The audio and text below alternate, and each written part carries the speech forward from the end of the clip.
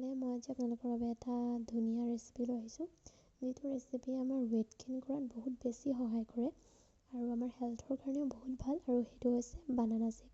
মই কেনেকৈ বানানা শ্বেক বনাওঁ আজি সেইটোকে দেখাওঁ বলক, আৰু ইয়াৰ কিছুমান বেনিফিটো মই আপোনালোকৰ লগত শ্বেয়াৰ কৰিম।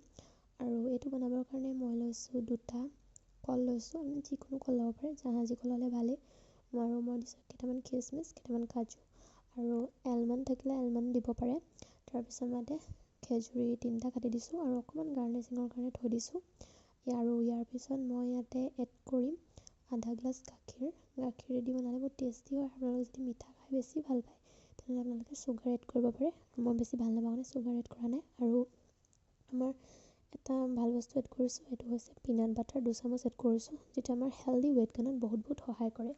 কাৰণ বানানাত আছে হাই কেলৰিজ আছে, ৱেইট গেইনৰ কাৰণে বহুত ভাল। পটাছিয়াম আছে বানানাত, যিয়ে আমাৰ ব্লাড প্ৰেছাৰ কণ্ট্ৰল কৰে, লগতে ডাইজেশ্যন ইম্প্ৰুভ কৰে। আৰু vitamin B6 and vitamin C আমাৰ কাৰণেতো বহুতেই ভাল, ইমিউনিটি ছিষ্টেমো বুষ্ট কৰে, সেইকাৰণে বহুতেই ভাল। চ' এইটো আপোনালোকে পাৰিলে মাজে মাজে খাব। আৰু এইটো খোৱাৰ বেষ্ট টাইম হৈছে ৰাতিপুৱাৰ সময়ত আপোনালোকে খাব পাৰে, ৱৰ্কআউট কৰাৰ আগত বা ৱৰ্কআউট কৰাৰ পিছত বা ব্ৰেকফাষ্টত আপোনালোকে খাব পাৰে।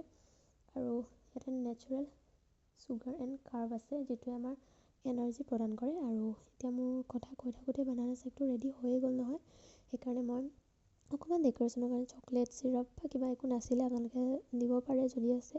তো মই সেইকাৰণে ইয়াতে অকণমান কফি পাউডাৰ ছাইডত গ্লাছৰ লগাই লৈছোঁ।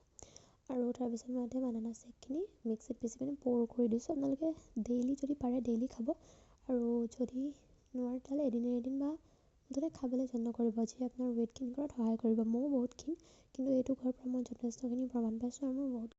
আৰু আপোনালোকে যদি ভিডিঅ'টো ইমানখিনিলৈকে চাইছে তেতিয়াহ'লে লাইক, শ্বেয়াৰ আৰু ছাবস্ক্ৰাইব কৰিবলৈ প্লিজ নাপাহৰিব।